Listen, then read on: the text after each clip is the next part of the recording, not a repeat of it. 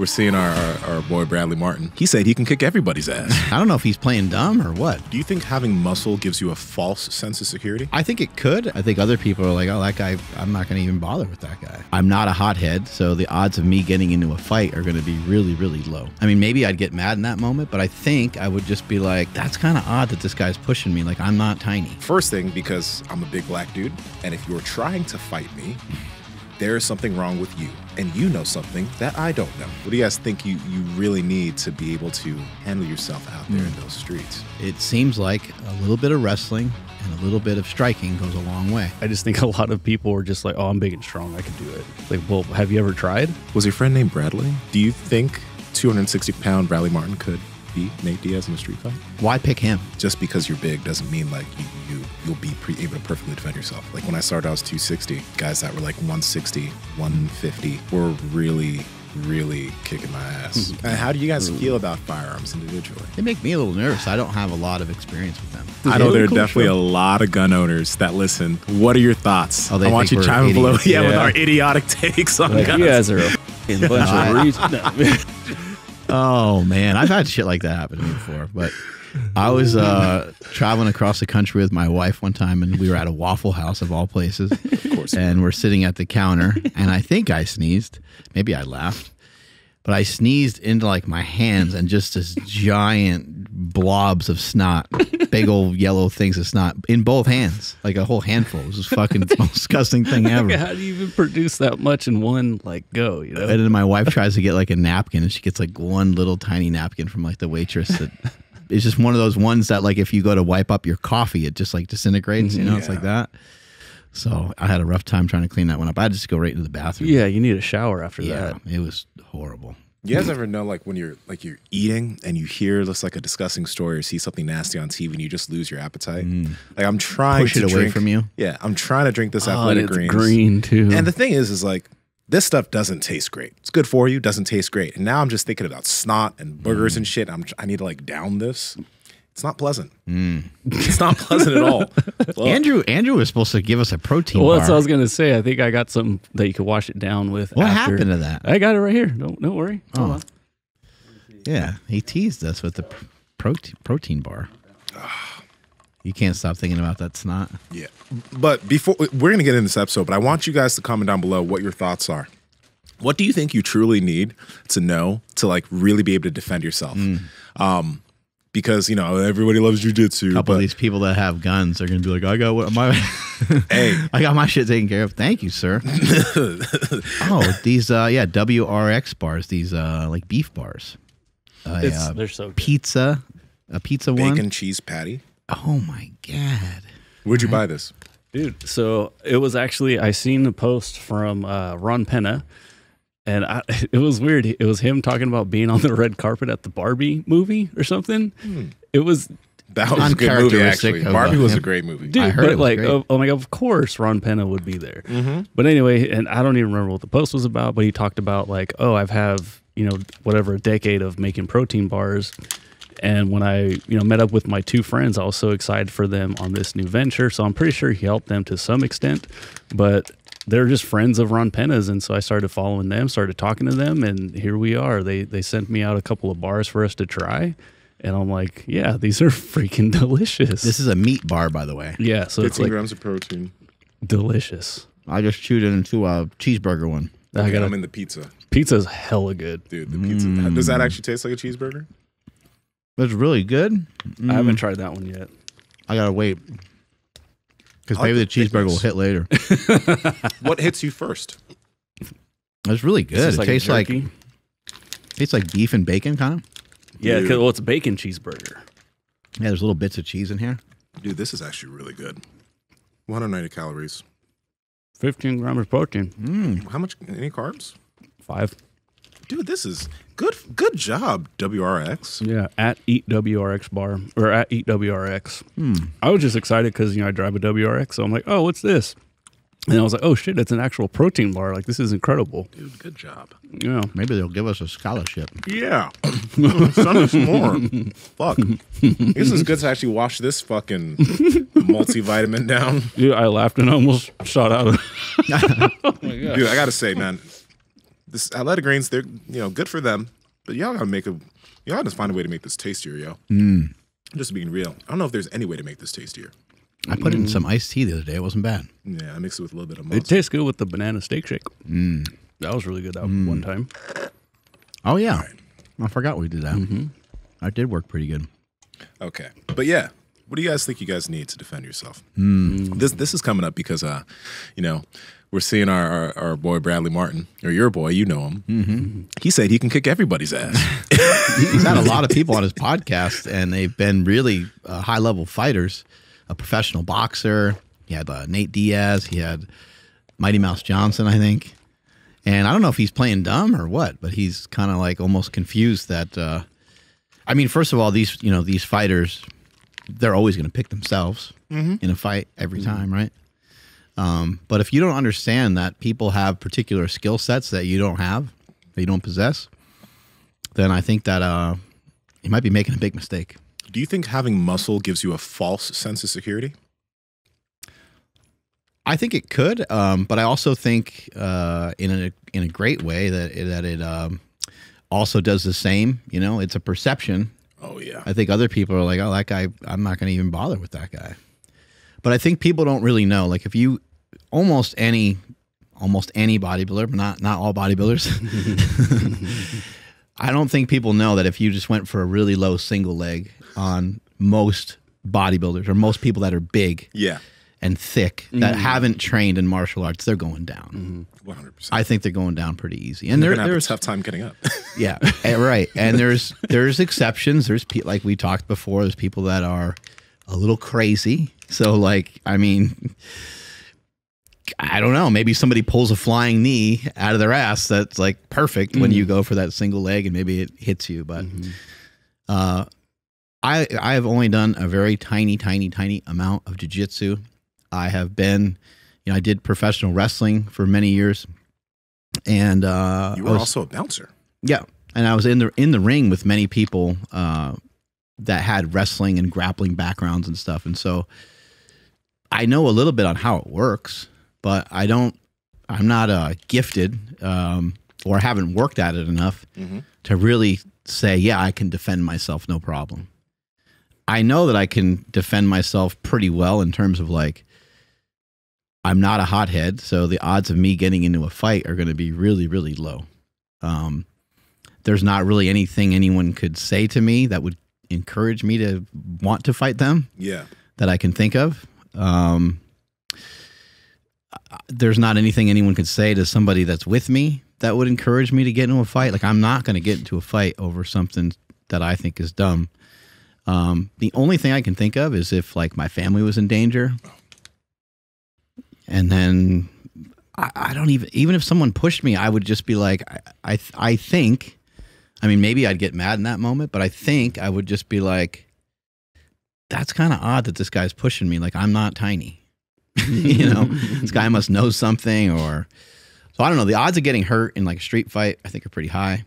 So I would probably just do my best to try to take the high road. Yeah. Let's just get it out of the way here before we continue this conversation. Of course, guys, if somebody tries to fight me in the street or if somebody really tries to come up to me, I'm going to do my best to quell that situation or literally leave the situation. First thing, because I'm a big black dude, and if you're trying to fight me, there is something wrong with you, and you know something that I don't know. You could have a gun. You could be waiting. You could have homies waiting for you, waiting for something to pop off, and then they come around the corner and kick my ass. Like, there's something I don't know. So immediately, any type of fight, you're trying to get out of it. But now, it's like, I think that there's a reason why people haven't really approached. Like, I don't think people have really tried to instigate anything with any of us because, I mean, having muscle, it doesn't necessarily mean you can defend yourself, but it's definitely a good deterrent. Being a big person or looking like you have a presence makes people not want to fuck with you. Now, past that though, what would you guys what do you guys think you really need to be able to handle yourself out there in those streets? In being just a longtime fan of like UFC and just watching UFC since the very beginning, it seems like a little bit of wrestling and a little bit of striking goes a long way. jiu-jitsu. We'll get to that in a moment. But if you can sprawl and you can throw some strikes, that seems like a really good place to start. Now, if something goes to the ground, then you might be in trouble. But rolling around the ground on the street is just like you're going to get hurt. You're probably going to get hurt, and the odds of like somebody else jumping in on a street fight is kind of high. Usually, people, if they're out at night, people fight usually at night. You don't usually see people fighting in the morning. If people are going out at night, they're usually going out with a friend. There's probably someone else there. Someone's going to kick you in the head, or something stupid's going to happen. So I just think bare minimum, just learning how to sprawl and learning how to like throw a punch and maybe defend yourself in terms of like blocking stuff that's coming at you. That would be amazing just to have that skill set, which wouldn't take that long to learn on an elementary level. Yeah. It's along the same lines, but like some exposure to like some kind of combat sport. Because like I've been around watching, around a TV with other dudes watching like a UFC fight, and be like, oh, I would just drop him. Like, oh yeah, how would you do that, sir? Oh, I would just take him down. Like, oh, what do you train? UFC on PlayStation. It's like, dude, okay, if you got into that situation, you would panic, you would freak the fuck out, you would try to do what you think is right, and you would just spaz out and probably get yourself hurt more than anything. So I know like saying exposure is kind of like a blanket statement because we're just talking about like Mark just said, to learn how to sprawl, like you'd have to expose yourself to sprawling to do that. But I just think a lot of people are just like, oh, I'm big and strong, I could do it. It's like, well, have you ever tried? Like in a controlled environment where it's like, we're going to practice takedowns today. And it's like, you've never done that. So how the heck are you going to do it when somebody is trying to attack you or whatever it may be? So it's like, again, I know it's kind of like a blanket statement, but I just think having that exposure is going to go a long way. Yeah, no, absolutely.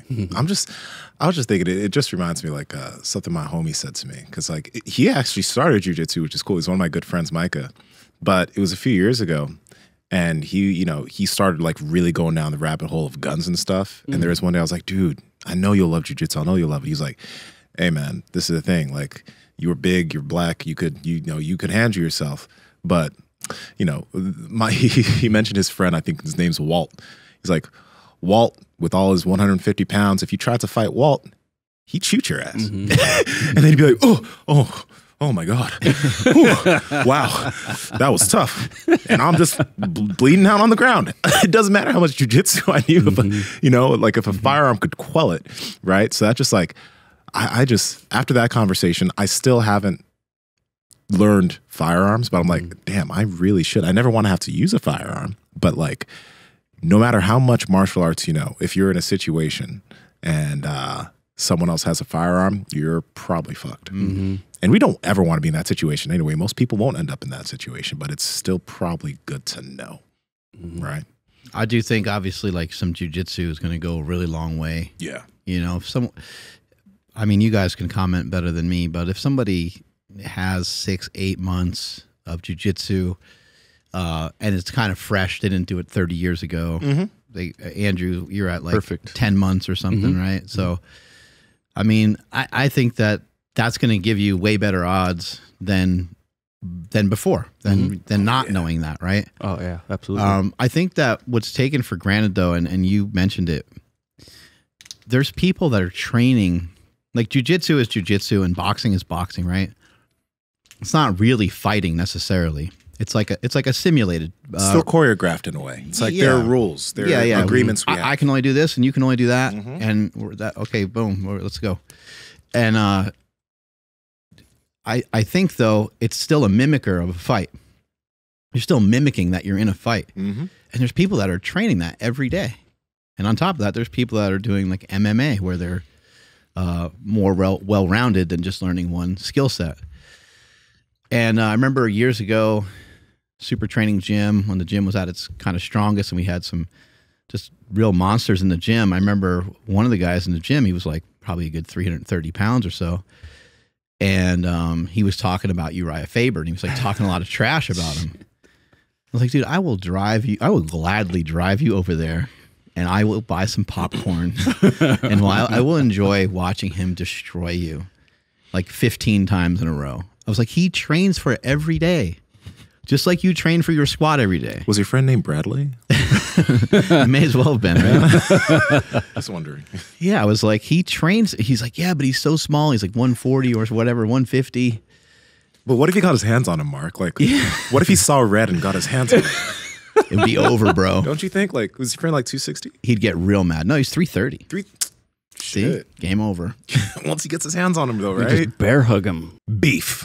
Power Project family, it is grilling season. Now, I really don't know much about grilling since I use an air fryer at home. My boy Andrew does, though. So, since it's grilling season, it's time to get your hands on some Piedmontese beef. We love those glizzies. We love that beef. Andrew, tell them more about it. Yeah, guys. So like you mentioned, they do have those glizzies. Hey, yo! For those that don't know, that's just a hot dog, but it's all beef hot dog and it's amazing. My favorite thing to smoke is their prime rib though. And you know, it's grilling season. So dust off those grills, dust off those smokers, and head over to cpbeef.com, and at checkout, enter promo code POWER to save 25% off your order. Links to them down in the description as well as the podcast show notes. Get your glizzy gobbler on.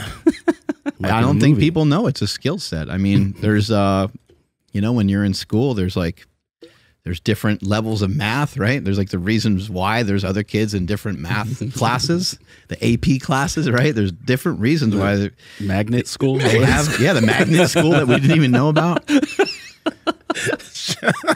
People have these skill sets, you know, and jiu-jitsu is a skill set. I mean, my oldest brother was known to be like a fighter, like in our town. Like people would be like, "Oh yeah, I know your brother," and half the time they would love him, and the other half of the time they got their ass kicked by him, probably at some point.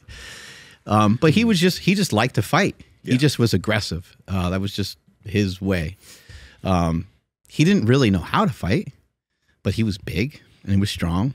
He could throw a punch, so he knocked a lot of people out. But I did jiu-jitsu for probably like a month and a half. I choked him out. It wasn't a real fight. We were just messing around, grappling, but I choked him out.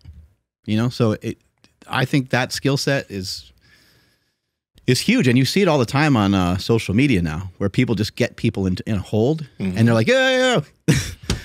Like you know, they're trying to tap. But you know, it's cool. Like there's that one clip of the two guys on the basketball court. Yeah, and the guy gets him in like an ankle. He's like, "I'm going to break your ankle," and the guy's still trying to wrestle with him.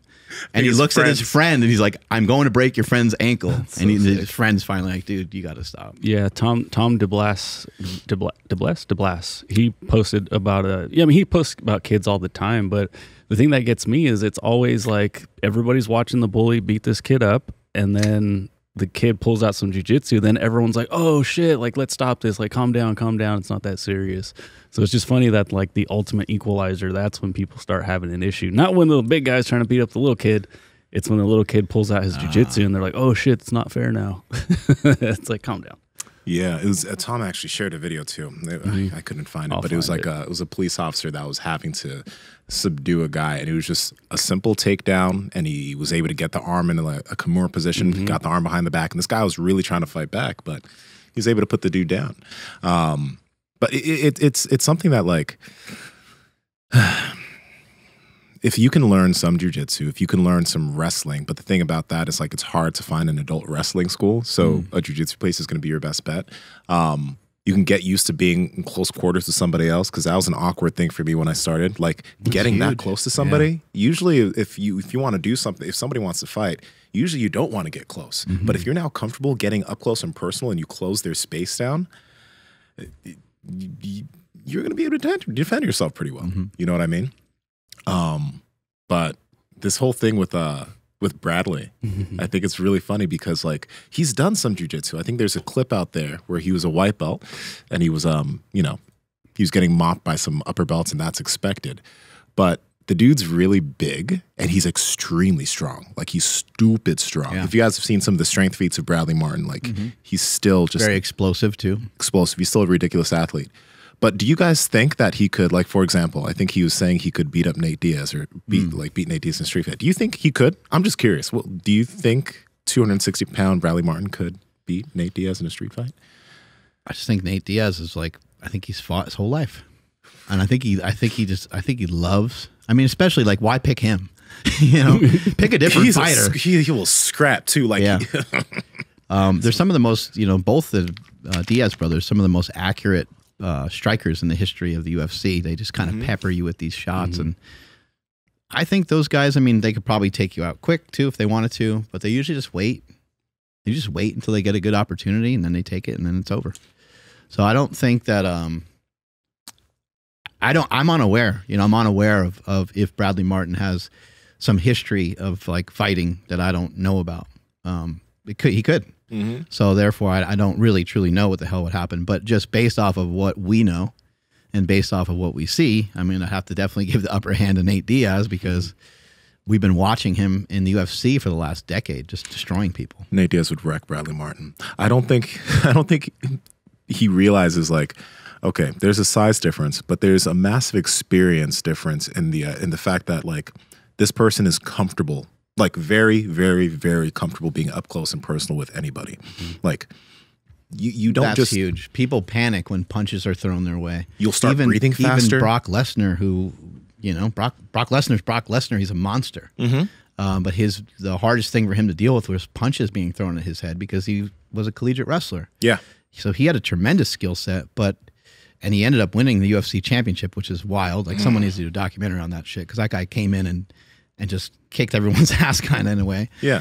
But he had a really hard time throwing punches, and he had a hard time if someone threw a punch at him. So if you don't have much of a boxing background or you don't have a background where you're comfortable with that, most of the time all people do is this. Their arms go way up. And it's like, well, that's the worst thing that you can do because now I can hit every part of your body. I don't know what you're trying to block, but it doesn't work that way. 100%. It's like, are you comfortable having fists thrown your way? Are you comfortable with somebody coming at you? And if this person has been doing that day in and day out for years on end, you think now, like, because you see red and you're 260, that, like, I'm real mad.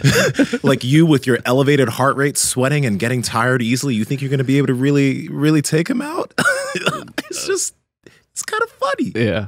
What about against 125-pound Demetrius Johnson? I think Demetrius Johnson would whack his ass. Like, I don't see how anybody could really beat Demetrius these days. But oh my God. I just thought of the Ace Ventura clip when he takes the guy out of the backpack and he puts him on the ground. Tommy Davidson. Oh my God. It's the greatest clip ever. But this is the thing I think. I think that if you give Bradley a year of training, a year of grappling training, and a year of boxing, and he just does it for a year, I think in a street fight he'd beat Demetrius Johnson. Because I don't think he'd be nearly as, not even close to a good of a fighter as Demetrius Johnson. But at least he'd have some experience because he weighs 3 times more than that man. Is this? Here it is. What is this? From Ace Ventura. It's like that big, huge guy comes out, and you're like, oh, shit. And then he takes this little guy out of this little backpack. Oh, my God. Oh, my Cut God. it off of YouTube. This would be but holy Demetrius shit. Johnson, like, jumping off a park bench. I feel like I can't laugh at this. Oh, my God. You have to watch this. I feel like this Oh, yeah. This first part is so good. Oh, my God. We'll get too distracted. I wonder what they have these Africans saying. Well, I don't think he'd 100% beat Demetrius, but I think he'd have a better chance because this is the thing, like, In a street fight or an MMA match with a cage and refs. Street fight. rules. A street fight is interesting because, like, Demetrius Johnson being so small and fast, like, he can just, like, run around like crazy. but once he gets his hands on you, Yeah, that's the Once thing. he It's like, I gets his don't even hands know on- if you would hit him at all. dude. But Can he just kick you in the shin a bunch of times for like maybe like 30 minutes and just keep backing away? Andrew, can you type in Michael J. White talks Bruce Lee? Oh, Michael J. White. He's unbelievable. But do you know the clip I'm talking about? No, I don't think so. Dude. I saw the kicks and stuff that guy can throw. It's insane. Michael J. White's ridiculous, but I want you to pay attention to something he says here because it's actually very interesting. I think you'll find it, Andrew. Yeah, there's a 6-minute clip clarifies that about beating Bruce Lee. Yes. Oh, yeah. Bruce Lee was small. Yeah, you'll see this. Let's see what we got. Bruce Lee, we don't really know how much he knew about fighting. He obviously knew martial arts and he knew how to act and knew how to do stuff in a movie. I don't know if we know how much he knew. Well, You know what's funny is just randomly, I was watching Enter the Dragon the other night. I'd forgotten how small Bruce Lee was. Yeah, see, the thing is, I made a mistake. What does he weigh, like 160 pounds or No, something? 132. 132, there you go. And you weigh how much?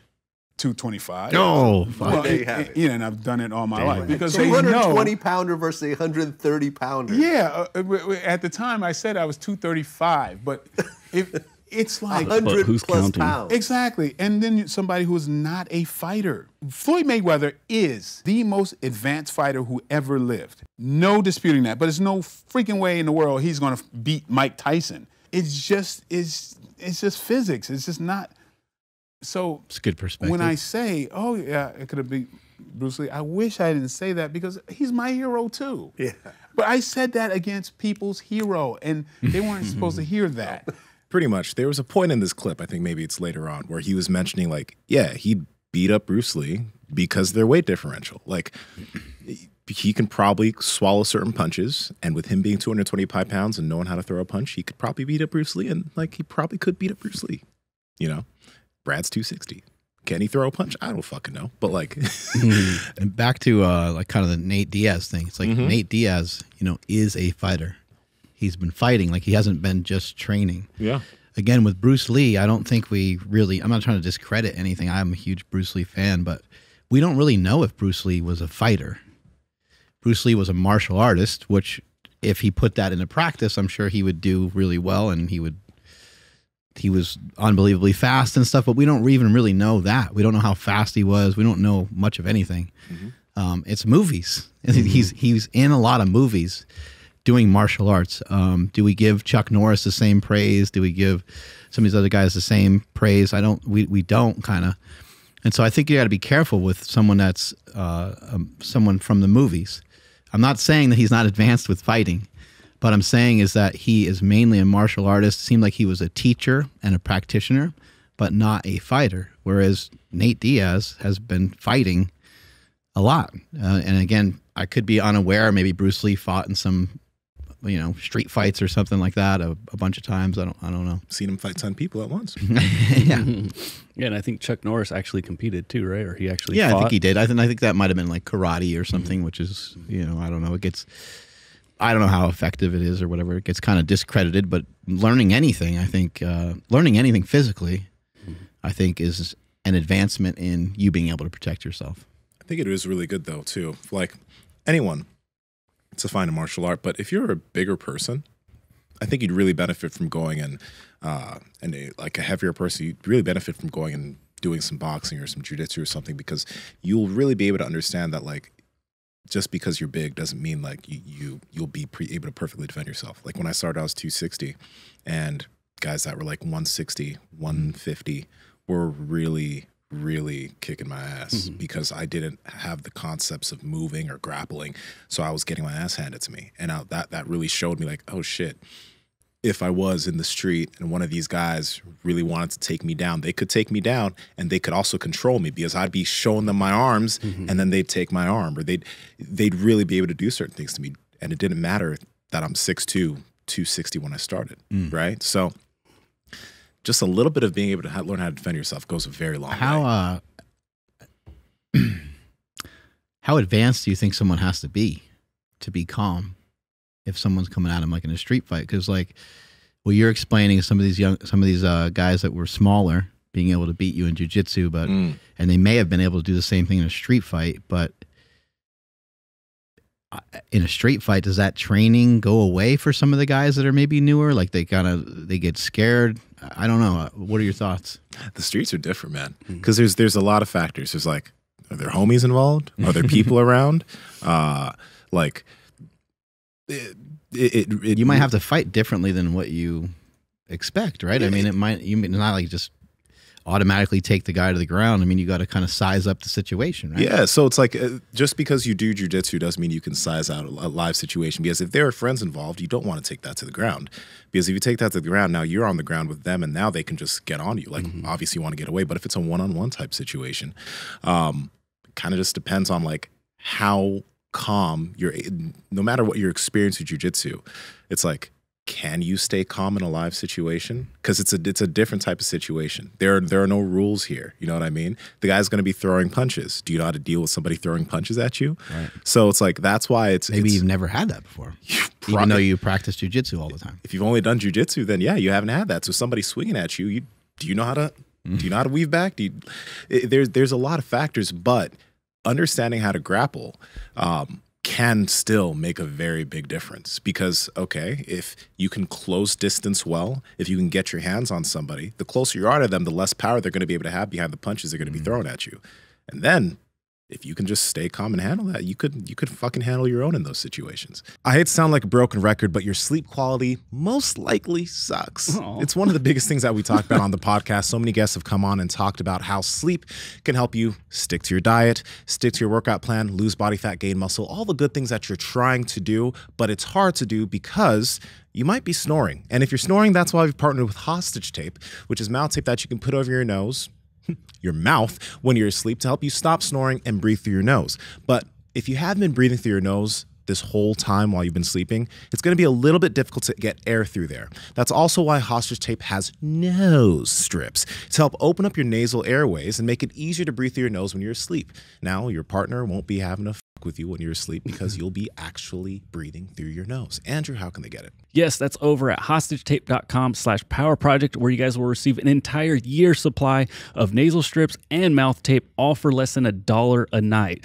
Again, that's at hostagetape.com/powerproject. Links in the description as well as the podcast show notes. It's pretty cool to have seen how calm some people are. Like when you see some of these things happen on social media where they tell the other guy, they're like, no, I'm really well trained. Please leave me alone. Bro, I fight. Yeah, like I don't want to hurt you, which sounds kind of funny, right? Because you're like, oh yeah, whatever, motherfucker. What are you gonna do? Kick me in the shin, you know? Do you guys remember the Chael Sonnen on Ultimate Fighter? I'm not sure. No. You gotta. I love him. He's the best. Though. Still one of my favorite clips ever. It's James Smith. Yeah, bro.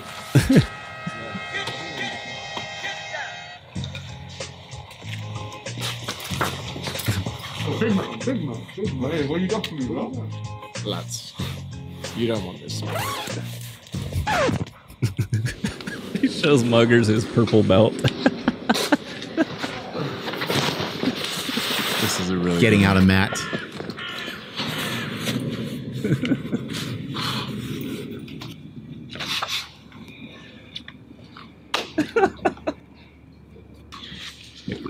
Oh, just be careful. This ankle, a little bit dodgy. See, the way that jiu-jitsu is at your jiu-jitsu school is not going to be anywhere near the same thing as the streets or as a street fight. And like, unfortunately, I learned a really hard lesson when I competed. It was like that initial like at school with my training partners, like we slap hands and it's like, dude, how's your weekend? Whatever it may be, it's like, it's chill. I'm not genuinely trying to hurt the guy, and they're genuinely not trying to hurt me. Granted, we are trying to like get better, so we might try to go for submissions, whatever it is. But in that moment, when I reached to try to grab dude's collar or something, and like the slap from his side was like, oh shit, he's actually trying to like not hurt me, but like he's actually like there's aggression. He wants to win. Yeah. And in competition, like you are trying to go 100%, and it's like, whoa, this is different. It felt way different. It was very like, and I was like, oh shit. And so I had to like get acclimated very fast. But that's the thing, it's like in that moment, I can't just like, I'm a little uncomfortable, tap, hey, let's keep going. It was, if I tap, I'm done. And in the streets, you guess you can tap, but that's kind of not it. It's over when one of you is done, and done as in like KO'd or worse. There's something really fun about like being able, like rolling with people that are really coming at you aggressively. And this is something that you like, if you, at your school or people you've rolled with often, they're not going to come at you as aggressively. But like when I go to different schools and people don't know who I am, then they come at me because it's like they really want to fuck me up. You got a big target. I like that. It's because like then it's like, can you stay calm in that situation? And if you can, I mean, not saying it equates to a street fight, but those are good experiences to have. Yeah, that's that exposure that I was talking about. Yeah. You know, if your exposure is in jiu-jitsu is slap hands and you sit down, that's a lot different than comp training, even where you and I are going to start standing up, and then eventually competing is a different exposure. Now, I'm not saying it's the same as a street fight, but it's a little bit closer than, hey, Nsima, how's it going? Oh, that's great. You know, like, you know, laid back jiu-jitsu. If you guys were going to make I guess a curriculum, right? Or things that people should know, how would you go about it? So you said wrestling, boxing.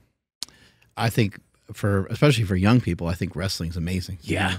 Because exactly what you said about being in like close quarters. I remember, you know, watching some boxing with some family members and friends and stuff, and they're like, "What are these guys doing? They're just laying on each other. They're you know, they're super close to each other. You know, when they're in the clinch kind of." And I don't think people understand how hard. Like that's a skill set to be able to get that close to another person who's punching you. Yeah. And so I think just being less scared, less intimidated of almost everything. So I think if you have a kid, I think some sort of grappling, I think would be really great to get them involved with. And it's going to, I think it can help every single other thing that they do in their life. And it can help, especially if you get them on wrestling. Like the wrestling classes are always, like at schools, there's always a lot of conditioning. Brutal. But you can play any other sport very easily after you learn how to wrestle. Yeah, we have a new guy at Waza, and I mean, I want to say he's had like 3 days of jiu-jitsu, but a former high-level wrestler. And, you know, we kind of like, you know, connect eyes, like, yeah, let's go. And I'm like, oh, this is going to be terrible because he doesn't know any submissions, so he only knows how to get in position and just cook you there. And my whatever 9-10 months of jiu-jitsu is not going to be able to fend off this wrestler, no matter how hard I try. Even if I get into a position, by time I like get to the pass, he's already like you know, spun around and he's on my back somehow. You know, it's like shit. Like I wish I knew some wrestling. So like, yeah, I am in full agreement. I think wrestling would probably be like the first thing. How early would you guys want to potentially teach your kids firearms, do you think? And how do you guys feel about firearms individually? They make me a little nervous. I don't have a lot of experience with them. Yeah. I've shot guns probably a handful of times, but I think You almost got shot one day. Yeah, Oh yeah. my god, dude! Fuck, that's right. Yeah, it just happened Tell to that story. go off like right next to my Oh foot. my god! Where were we? Was it at the ranch? Yeah, we're at my friend's house, and we were at a ranch, I'm and a cold sweat back here thinking about it. yeah, we had. Yeah, and I don't know. He just shot like right next to like my foot. This was a person that was untrained with firearms, by the way, right? He was like day one for him, and he was doing something stupid, and I think he accidentally, the gun went off, and the bullet went right by your leg. Yeah, he was trying to. I was like, what the fuck was that? Oh, dude! I think he was trying to like reload it or something, but not knowing that it was still like ready to go. And yeah. Oh my gosh. Yeah, Yeah, dude. we were all freaked me being out. very cautious, and luckily he still had it kind of pointed at the ground. But damn. Yo. Just thinking about that, like he thought it was empty. Oh, time to reload it. Bam. Oh Yeah. shit. He just put it on the ground and walked away and just never came back.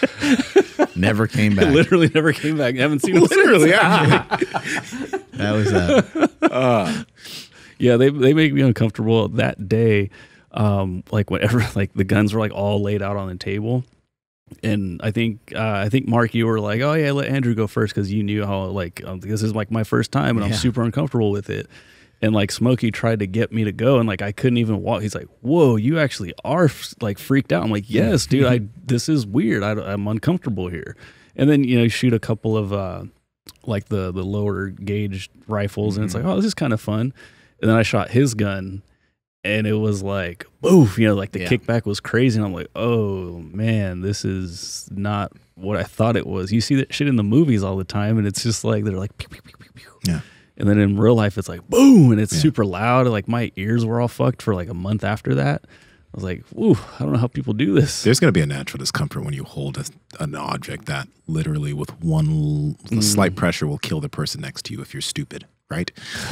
Like that, of course. But like, I think that's partially why it's important for us to. I really will at some point, very soon. I think it makes learn sense firearms. for everyone. Like, it's great. We have the right to bear arms. You know, Yeah. it's a really awesome thing. But having a gun, you have a lot of responsibility. 100%. And there's a lot of like laws and rules. I'm not even aware of all the different. I mean, you can't just go around and carry a gun wherever you want. I think maybe in some states you can, like Texas. But here in California, not only like your gun can't even be like loaded. Like you have it in your house. I think it needs to be in like a gun box or safe of some sort. So, you know, trying to protect your home, you know, from somebody coming into your house or something like that, seems like it would be kind of complicated, you know, in terms of like getting to this like weapon. And then I don't even know, like, I mean, something really crazy would have to be going on in my house for me to shoot somebody. But I might shoot somebody just because I'm fucking scared that someone's in my house that doesn't belong there. You know what I mean? Like, you can get yourself in some really weird situation very quickly. Whereas, like, I've had friends who've been robbed before, and they just have seen people in their house, and the person just leaves. And the person is like, the person that owns the home, they feel they're scared, you know, like it makes them very nervous, and it's something that's like kind of traumatic, even though we know that happens a lot. But again, like if you had a weapon, maybe you would have taken action on the person, and maybe they were just like stealing your fucking TV or something. Like, I wouldn't even give a fuck if someone stole my TV. I'll go buy another one. Yeah, I've always felt with guns, it's almost the same feeling as like if I had a truck. It's like a lot of opportunities would come up for me to be forced to use the truck. Nsima getting a new fridge, like, hey, dude, can you help me move my old one out? I got to take it to the dump. It's like, you're the one with a truck, so now you get that responsibility thrown on you. Same, again, maybe this is unfair, but like I feel like if you have a gun, there might be opportunities to use that gun. Whereas if you don't have the gun, then those opportunities won't show themselves. Similar to just being like stronger at something. Like, hey, can you come help me lift this thing? Whatever it may be. And I just feel like like the gun almost attracts opportunities to be forced to use the gun. I know that sounds a little crazy, but like if I don't have the gun, then well, there's a good chance I'm not going to shoot somebody, or I'm not going to be have an opportunity to be in a situation where I would have to use it. I know the argument is like, well, it's better to be ready, you know, better to be safe than sorry, but I lean towards that. Yeah, but because like, I mean, I get what you're saying. I've heard people use that argument before, like, oh, if you don't have a gun, you're most likely not going to have to use it, and no one ever wants to have to use a gun. But then the situation, like, no one ever wants to be in that situation. But what if you are, and what if the best thing for you was to actually have a firearm and you did it? Yeah, and you have a family. Like, yeah, and if people are like, you don't like people that are responsible to have guns, like my friend Micah does training. Like he has a place where he can go and he can train with a gun. He's not going to be out here just like, he's not wanting to use it, but when he does ever have to use it, he's familiar with how his body needs to move to use that gun. If you're going to know something, you're going to have training so that ideally you're in a situation to use that well. You're not going to be an inexperienced person that now owns a firearm. You're going to have experience, right? So, I mean, I do understand what you're saying, but I mean, me personally, I lean towards like, you'd rather be safe than sorry. Oh, absolutely, yeah. Right? Yeah, no, a buddy of mine, he's just like, dude, if, like, you know, about the person being in your house, like, if you have the gun, like, cool, like, you're going to be safe or whatever. Like, you could technically accidentally shoot somebody that's just trying to steal a TV. But what if that person has the gun and you don't? You have nothing now. Right. You know, like, whatever he wants to do to you, your family, your house, they can. Because they have the ultimate, you know, weapon, which, you know, happens to be a gun. But yeah, so when we think about it that way, it's like, fuck yeah, you know. And then this same friend, he's just like, yeah, dude, he's like, we have this whole plan. My wife goes into this room with the shotgun, with kids behind her, because there's only one way in and one way out of this room. Whatever comes through that door, you know, boom. And so it's like, damn, like that's very powerful, because then to know that they're always going to be safe if that pops up. TRT, it's a popular topic. A lot of guys are hopping on it. It's something that we've talked about a lot. And you might think you're a candidate, but how would you know if you haven't got your blood work done and you don't know where your markers are? That's why we've partnered with Merrick Health, owned by Derek from More Plates, More Dates. And the cool thing about Merrick America is you'll get your blood work done, and you'll also have a patient care coordinator that can help you analyze your blood work, analyze your testosterone, all these other markers to help you actually figure out if you're someone who needs TRT, because there could be things that you could be doing nutritionally, with supplements, or even with your lifestyle that can boost your testosterone to the levels that they should actually be at. Andrew, how can they get their hands on it? Yes, that's over at merrickhealth.com/powerproject. And at checkout, enter promo code POWERPROJECT to save 10% off the Power Project panel, the checkup panel, or any individual lab that you select. Again, that's at merrickhealth.com/powerproject. Promo code POWERPROJECT at checkout. Links in the description as well as the podcast show notes. My guy Micah has the same plan. Like he knows him, his wife, his daughter, they all know the plan. If anything goes on, this is where everybody's going in the home. Right? So it's not like this like haphazard, oh, we just have guns. Like there is a set plan for where everyone's gonna go. Yeah, dude. Right? I've seen the things where they have like the ear muffs or whatever they're called to like block the sound, but like in those you can communicate with each other because like you can't hear shit. It's just like, damn, that'd be sick. Little walkie-talkies in there. That's pretty wild. Yeah, because like if somebody walks in right now and I happen to shoot them, like all our ears would be fucked. So like if I were to be like, Nsima, let's go out the back way, you'd be like, I can't hear you. You know, but if we have the you guys watch Hijacked? Haven't. No, It's what's good. that? So it's Idris Elba? Yeah. Oh yeah, I haven't seen it. Yeah, it was really good. Yeah, you can check it out.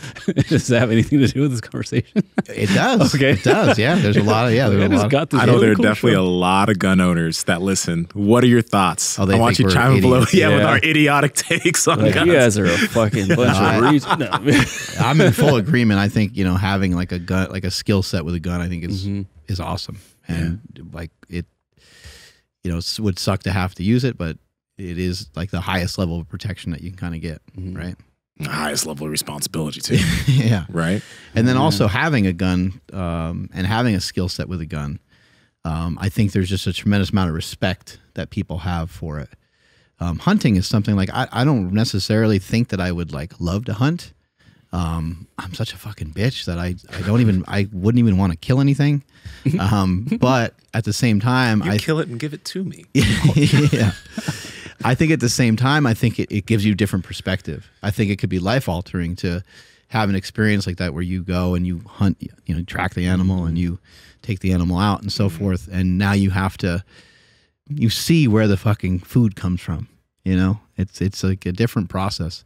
And I think sometimes people think that people that hunt are just going out there and like firing guns and acting crazy. And that's not the way that it goes down.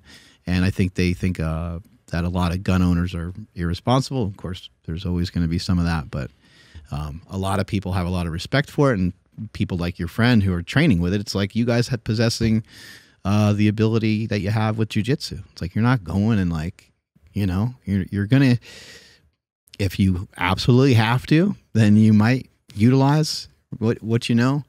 But I think, being a person that's strong, I think strength is a responsibility too. Yeah. You can't just go around like and just chuck people around and fuck people up. Even though you might be able to. Just pick it. But the Bradley thing. Oh, okay. Find that clip a while. But Which remember one? Remember what we pulled up before? I don't. From that guy's video? Oh yeah, where we picked the little guy up and slammed him. Yeah, you had a couple clips of Bradley. Oh, my bad. Ready? Okay. Yeah. I'm sorry. Did you lose? Oh no, it's all good. It's all good. No, I was just saying, like, you get your energy out in the gym, and so you're not going to be as volatile with other people. You're in there lifting and learning a skill set. Mm-hmm. Yeah, like again, the funny thing is, I think I've always been pretty chill. I've never been looking for fights, but since starting jiu-jitsu, like I'm even less. I don't know. I'm less willing to want to have to do any of that to anybody, And I think most people who do it too say something very similar. Like they know what they know and they don't want to go out and instigate shit.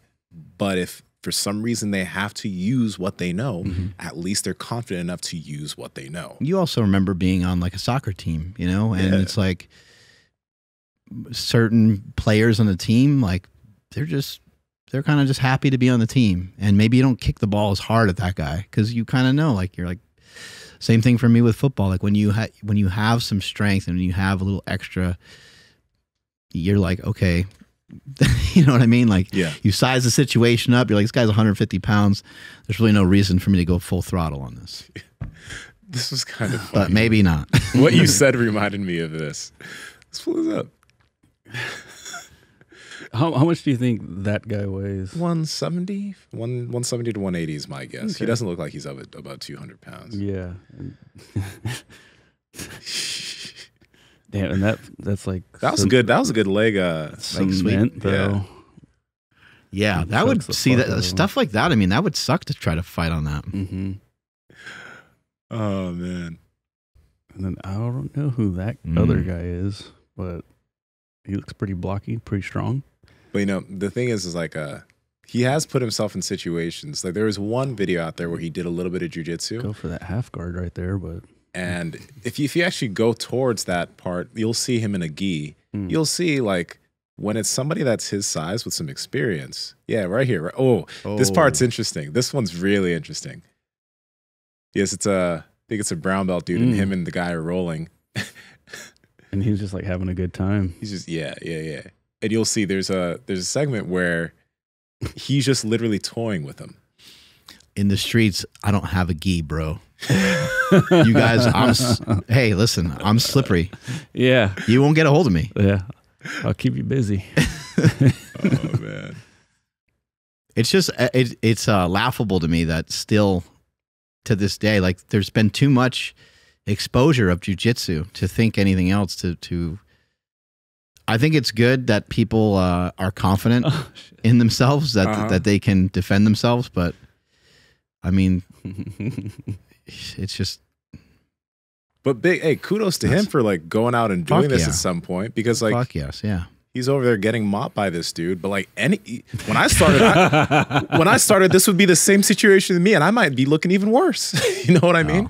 So I have no doubt that a lot of people could do that to me all day long. yeah, Just toss me around. but it'd be scary if he actually got some combat experience. Like if he actually spent a few years doing some shit with how Learn it. athletic and strong and explosive he is, he'd be so dangerous.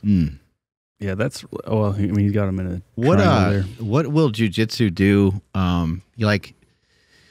Do you think? So forget about like being able to like win a fight. It seems like an amazing skill set to really be able to defend yourself. Just to be able to kind of like almost, if you're not able to get on the offensive because you're not as big or you're not as strong, maybe just being on the defensive is nice and just not allowing somebody to get their hips higher than your hips and being in a guard and so forth, right? Dude, I think the benefit for me as far as actually fighting people is like I don't have to take and I don't have to put on too much damage. Like, yeah, there are joint locks, but my goal is just to like subdue you and get you in a position where you can't do anything. So I do want to close the space between you. I want to get as close to you as possible. And then I want to put us in a situation where like you can't punch me and I'm just maybe on top of you. If I have to put on a choke and just stay there, that's cool. But the least strikes, the better, If someone especially in has a real fight. me in a position where I can't throw any more punches, I would be like, okay, I'm good. I'm sorry. I don't know if you're gonna accept the sorry now, but yeah, I'm good. Because once you get yourself to a place where like, because a takedown's easy, and with someone who doesn't know what the fuck they're doing, just progressing to a mount position is so easy. Those things like that's the easiest way to stop a scuffle with no bruises, and it's not hard to do when you have some experience. You know what I mean? And then again, it's like when people get in fights, sometimes they throw punches. A lot of this shit happens, but like accidents happen where somebody falls and things get fucked up and people get sued. Worst that can happen, I think, is like the best situation is just being able to get somebody's neck and just slowly put them to sleep and stop once they're out. You know? How strong are some of the females that you guys do jujitsu with? When I was a beginner, I got tapped by a few, right? Especially like some experience. But so like, there's some girls that are really strong too. Yeah. I don't know why guys have this perception that women are like weak. I mean, there's girls out here deadlifting like 500 pounds, and then there's girls that have a skill set. Please type in of jujitsu and fighting. FFION, Fion space Davis. Oh yeah. Flow grappling.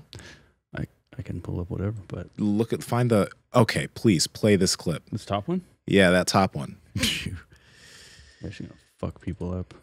She just won double gold recently too, right? Yeah, so this thing. So there was actually a clip on Flow where she was just doing rounds with people and tapping out guy after guy after guy after guy no-gi. And they're trying to give it to her. And this is just one sparring match, but I wish we were able to find the clip where like just she's tapping dude after dude after dude.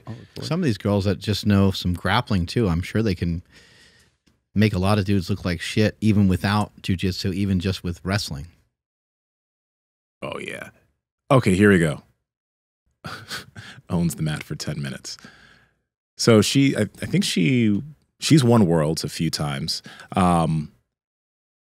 She's with a girl here, but get her with the dude. Because like right after she taps this girl, she's probably going to be working with a dude. And she's like mopping the guys in this class. There are some guys who are bigger than her. She's still able to like really fuck them up. She's a high level black belt. Oh, dude. But like, I hate getting stuck in Oh my God. yeah. Oh shit. Yeah. Put him through the wall. Watch. Yeah. And Boom. that was really good example right there because he was literally trying to use some Armbar. strength and he wasn't really able to. Yeah. Yo, these jujitsu women are savages. Mm-hmm. And she's not even tired. Yeah. She's doing fine. She just went through like 5 people. Yeah. And she literally like taps people for 10 minutes, right? So women in jujitsu can fuck people up, bro. Mm-hmm. Again, just the ability to take somebody down and get on top of them and control them. Because the thing is, people will want to like throw their hands out. And the worst thing for somebody to do when you're on top of them, especially when you know what you're doing, is for them to go like this. It's like, hey, let me take those hands of yours. You Got know? all the I gotta get options. better at that. Yeah. I would say maybe not put them to sleep because shit can get weird if you make somebody pass out and, I don't know. I would say try thinking of a different. If you're in a fight? Yeah. I don't know. I would be weary of putting someone to sleep that way. I mean, you could, but like, why? Oh, dude, I mean, shit, if your adrenaline's going to be going, maybe they passed out 30 seconds ago and all of a sudden they come to like way That's the later, thing. and, I think that when you experience, like, have you ever put anyone to sleep on accident? almost recently, actually, a bow and arrow. So there have been a few, like when you roll a lot, I've put a few people to sleep and immediately once they're out, right? When you put somebody to sleep, you feel everything go. And yeah, you're right. When you have adrenaline and stuff in a street fight, you don't want to have to do that. But sometimes if you do, you'll know when somebody's out. Like you'll know when that body just is let go. It's like when you feel somebody go to sleep, they're not fighting you anymore. You know what I mean? They're done. Yeah. And then you can just, I'm not saying you should, but you know what I mean? Absolutely. Anyway. Yeah. Dude, I'm excited for the Marigali Kanan fight. It's going to be good. Yeah. We're going to Austin soon, guys. So Oh, yeah. it's going to be a lot of fun down there. Yes. But Nick Baer, Tom Segura, Zach Bitter, Zach beat her. John Wellborn. Yeah, Wellborn's been doing a lot of great stuff with jiu-jitsu athletes and stuff too. So that'll be really cool to talk to him. I think he the guy that I showed you with that Victor Hugo. Yeah, I think so. He works with Victor Hugo, who just recently won the ultra heavyweight world championship. John's a big boy. Yeah, he got a big old pumpkin head. Nice. Yeah. Just a big dude. Yeah. Strength is never weakness. Weakness never strength. Catch you guys later. Bye. If you guys enjoy this episode, you're gonna enjoy this one with our homie Doug Fruchet. He's an amazing pro bodybuilder who trains more intense than almost anybody we've ever seen. And it's a really, really enjoyable podcast. Check it out. Click it.